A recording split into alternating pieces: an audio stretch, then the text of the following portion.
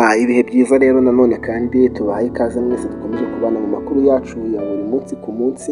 tukaba tugira ngo tubagezeho iyi nkuru iri kugenda icicikana mu bigo by'amashuri y'uko ingeso mbi zikomeje kugenda zigaragara ku rwego rwo hejuru.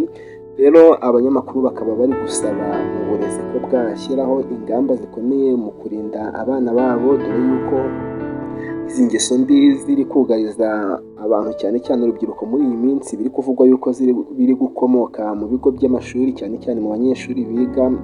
baba mu kigo bacumbikirwa, bikarenga imbibi bikajya no mu biga baba hanze cyane cyane mu bigo by'amakaminuza ndetse no hirya no hino. Ariko bikaba biri kuvugwa yuko izi ngeso zitangira abanyeshuri bakiri batoya mu bigo by'amashuri byo hasi, abiga bacumbikirwa mu kigo. Rero bakaba bari gusaba leta y'u Rwanda ko yashyiraho ingamba zikomeye kugira ngo uburezi bureke kudevelopa cyangwa se abanyeshuri bagana uburezi bareke kugendera muri izo ngeso, dore ko zangiza urubyiruko rwacu kandi urubyiruko akaba aricyo gihugu cy'ejo hazaza. Amakuru yo muri kino gitondo rero, umunyamakuru wacu Sikavi akaba yasabye urubyiruko kwitwararika mu byo bakora hirya no hino, cyane cyane abanyeshuri, dore yuko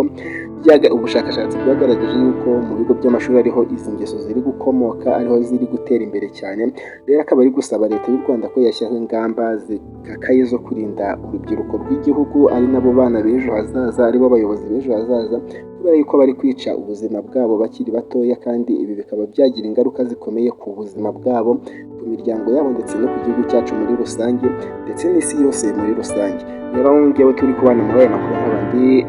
Samu Motiveta nk'uko ubibona kuri channel, nkaba ngusaba kugira ngo ukore subscribe muri aka kanya tubanyemo kugira ngo dukomeze tubane no mu makuru yacu